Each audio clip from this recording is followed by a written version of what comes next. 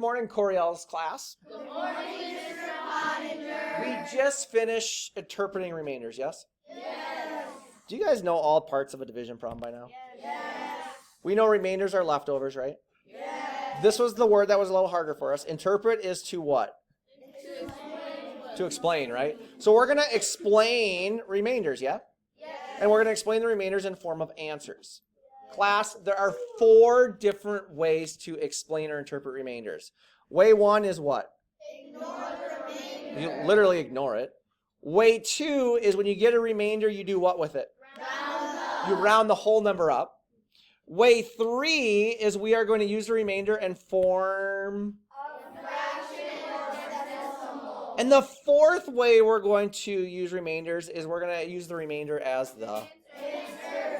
Okay, so let's see if I can give you some quick situations. Ignore the remainder. I have a whole bunch of money in my pocket. Matter of fact, $83. I want to buy as many bags of M&Ms as I can. You're like, okay, well, Mr. Pottinger, the bags cost $4. We did 83 divided by 4, right? Eyes are up here. I ended up buying 20 bags, but I had $3 left over. If I answer the question, how many bags can I buy? Is it 20 remainder 3 or is it just 20? So am I ignoring the remainder? Next situation, round up.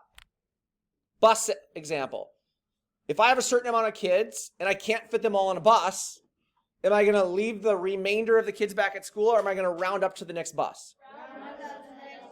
Okay, that makes sense. We're having pizza. Elliot's having some pizza with some buddies. We have some leftover pieces, right? Are we going to ignore the leftover pieces? No. Can we make the leftover pizzas into more pizza? No. No, impossible. So we can take the pizza and we can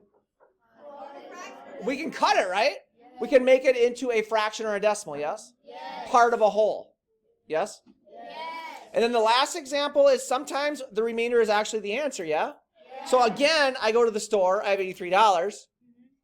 I buy as many packs of M&Ms as I can. I have how much money left over?